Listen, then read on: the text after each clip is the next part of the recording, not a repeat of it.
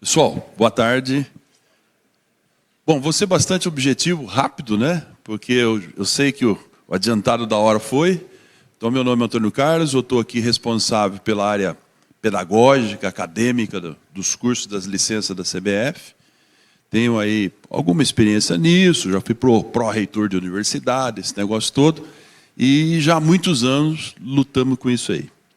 E nessa passagem grande, aí, nesses últimos 25 anos do futebol brasileiro, eu tive muitos anos fora, no leste europeu. Voltei para o Brasil no início dos anos 2000, que eu assumi o Atlético Paranaense lá com o Petralha, para fazer aquela transformação toda. Fiquei os 10 anos com o Petralha, fizemos a transformação que ele queria do Atlético Paranaense.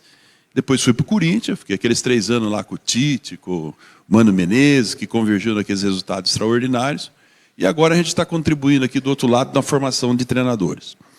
Então, isso tudo que o Davi colocou para vocês, em termos estrutural, quando nós assumimos lá atrás, e logo em seguida, juntamente com o grupo aí do Davi, a ideia era criar, eu vi o professor falando hoje aqui pela manhã, essa qualidade que nós precisamos.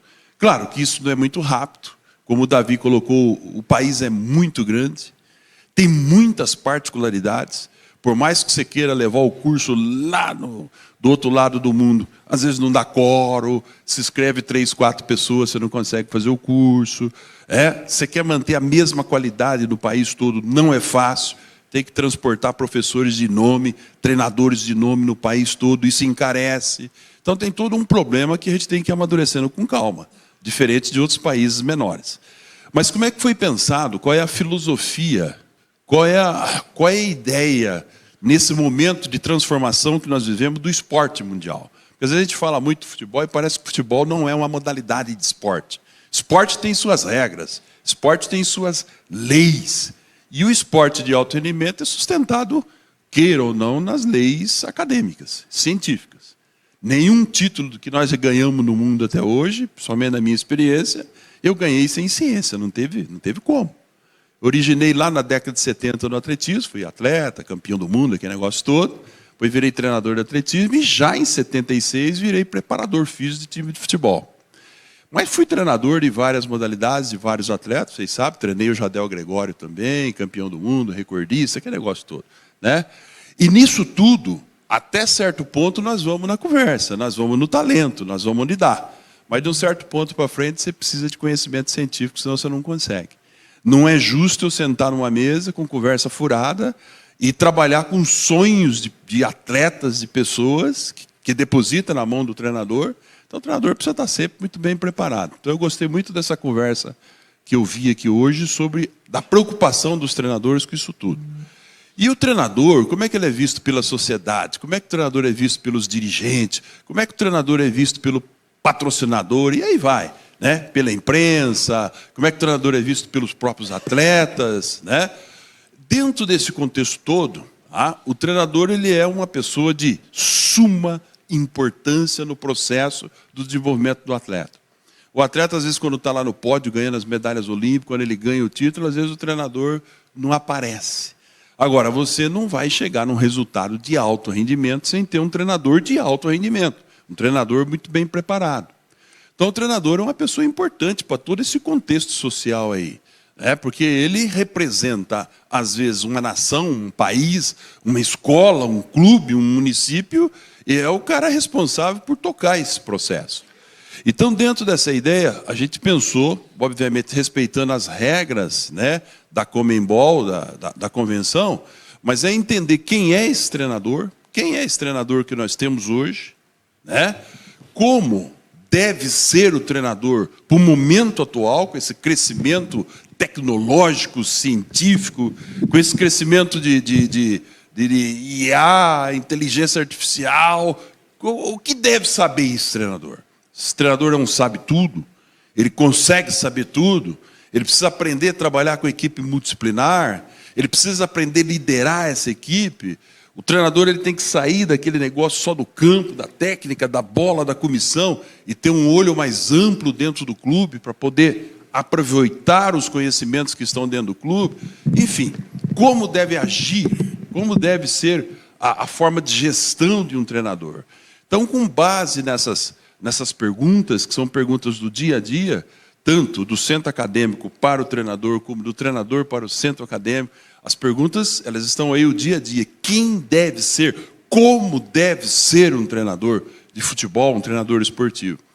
E a partir daí o conceito do treinador nada mais é que um profissional com a missão, tem a missão de conduzir, educar, preparar o atleta com competência, conforme está lá, com saberes, com postura, ser um profissional capaz de ensinar, de dar resposta aos fenômenos, às questões que aparecem no dia a dia, né? E tudo isso em busca da excelência. Por outro lado, você formar um treinador com essas competências, isso não se forma de um dia para o outro. Se forma somente com a experiência prática? Até certo ponto, sim. Mas com o crescimento, o desenvolvimento científico hoje no mundo, não dá para a gente ficar somente esperando a experiência acontecer. Nós vamos ter que sentar, vamos ter que ler, vamos ter que estudar, discutir. Ou seja, a formação é tudo que nós precisamos. Então, a partir daí, a gente entendeu que um treinador de esporte, um treinador de futebol é um treinador de esporte. Ele precisa estar atualizado, isso significa que esse camarada precisa ter incentivo para isso, precisa querer, precisa ler. Eu sempre digo lá para os doutores que orientam na universidade, que se eles lerem 2 artigos por semana, eles vão ler 8 artigos por mês. Dá 90 artigos por ano. Se eles lerem isso aí, o senhor não assina o diploma de doutor deles. Não presta. Não sabe o que está fazendo. Por quê?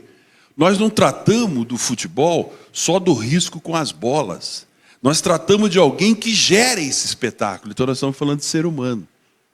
Aí nós estamos falando de uma amplitude acadêmica muito grande para entender o fenômeno do ser humano no estado psicofísico que é o futebol. Então ele precisa ser inovador. Isso só inova com conhecimento de causa. O treinador vai ter que saber de neurociência? Não. Mas do lado dele tem muita gente. Hoje eu vi aqui o professor falando lá do Nordeste, eu tenho 18 na minha equipe. Esses 18 são 18 saberes diferentes, são 18 inteligências diferentes, de áreas diferentes, que o treinador precisa saber utilizar. Então, o treinador ele sai desse negócio de adestramento de treinador para ser um gestor de treino, se ele souber utilizar todo esse contexto. Questionador, sim. Competente, nem se fala, né? E um pedagogo. Então, com base nessa ideia, as características de um treinador hoje é de liderança. Você tem diversas formas de liderar, no comando, né? Mas você tem outras formas. Ser um professor, o treinador precisa saber ensinar, o treinador precisa ser organizado, ter disciplina no contexto organizacional, precisa ser um grande motivador. Um treinador que trabalha 400 sessões por ano com a sua equipe precisa ser um exímio motivador. Cada dia ele precisa colocar esses atletas para treinarem muito próximo do ritmo competitivo. Se ele treinar em ritmos mais baixos do competitivo, ele não melhora o status competitivo. Eu aprendi em biomecânica o seguinte: do pescoço para baixo não vale nada. Pescoço para baixo faz tudo que a mente faz. É a mente que está pedindo para mim aqui, ela que está ordenando para mim erguer a mão. Então, dentro disso, a modelagem competitiva está a primeira coisa no cérebro. Então, como eu treino, é como eu gravo. Não vamos falar de neurociência aqui, que não tem necessidade, mas vocês sabem muito bem o que eu estou dizendo. Quer dizer, então, o treinador precisa ser um grande motivador. Outro dia eu fui aqui na casa do Bernardinho, que vocês conhecem, do voleibol. Ele tem uma biblioteca na casa dele monstruosa. Eu corri lá. Pensei que ia ler algum livro estratégico, de tática, de biomecânica. Só ler livro motivacional para poder motivar os caras. Ele falou: Antônio, eu preciso mais de 80% dos treinos treinar no ritmo competitivo. Para mim botar a mente dos caras e o corpo dos caras para treinar no ritmo competitivo, eu preciso ser um grande motivador. Então você vê, vocês escolheram uma tarefa dura ser treinador, não é fácil não. Bom, então a partir daí o treinador é um conselheiro, é um disciplinador, é um cara que conhece de tudo, vira o pai às vezes, né? E precisa ter habilidade para ensinar. Então, dentro desse contexto todo, foi onde a gente sustentou a filosofia do trabalho. Então, a ideia é, Nós podemos ter um curso que dá informação, só informa. Isso é uma coisa. E podemos ter um curso de formação. Então nós criamos um misto nisso aí.